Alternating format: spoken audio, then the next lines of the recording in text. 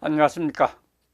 문학과 과학을 사랑하는 사람들의 세상 사는 이야기입니다. 오늘 재개된 이재명 대북 송금 재판, 재판장 지직에 검찰 쩔쩔매다, 이런 주제로 말씀드릴까 합니다. 2025년 4월 23일 오마이뉴스 김종훈님의 스토리입니다.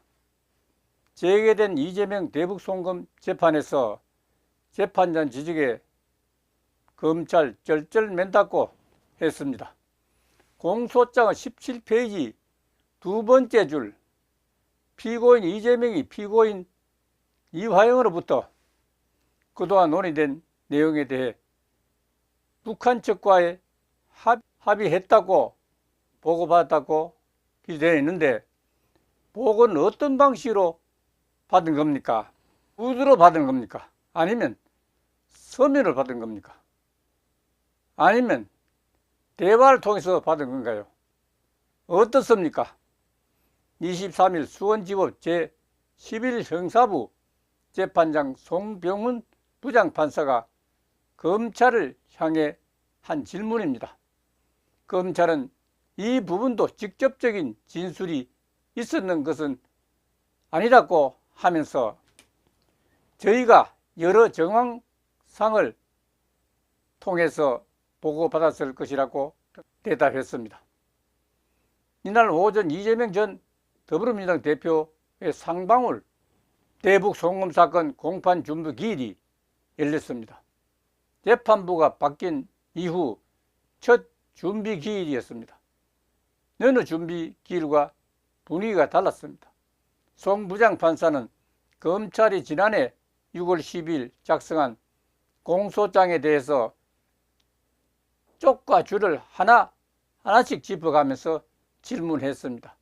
하지만 검찰은 명확한 답변을 하지 못하고 결국 재판부는 기본적으로 공소사실은 객관적 사실에 근거해야 하고 어떤 행위에 대한 평가를 기재하는 건 적절하지 않다고 하면서 사실관계에 맞춰서 공소장 다시 정리해 주길 부탁한다고 지적했습니다.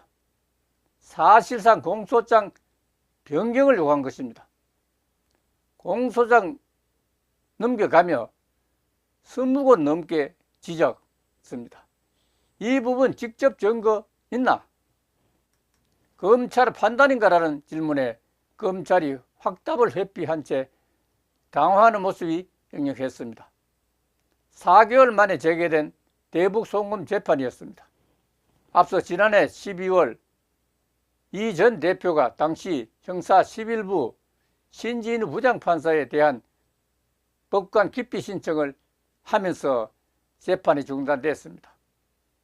법원은 기피 신청을 기각했지만 그 사이 2월 법원 정기인사로 형사 11부 법관 3명이 모두 바뀌었습니다. 이 전 대표 측이 기각에 대한 즉시 항고를 하지 않으면서 이날 4개월 만에 재판을 다시 돌아가게 됐습니다.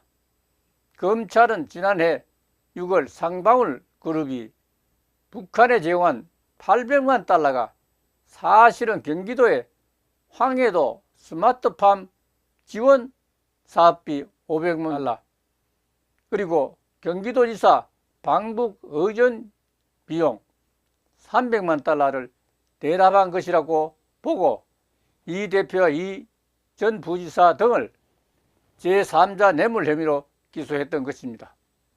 대북 송금 사건이 언제였던가? 벌써 6년 전의 일이었는데 지금 와서 검찰과 법원은 이제까지 뭘 했는지 정말 국민은 답답하다는 생각밖에 들지 않습니다. 오늘 여기서 마치겠습니다. 감사합니다.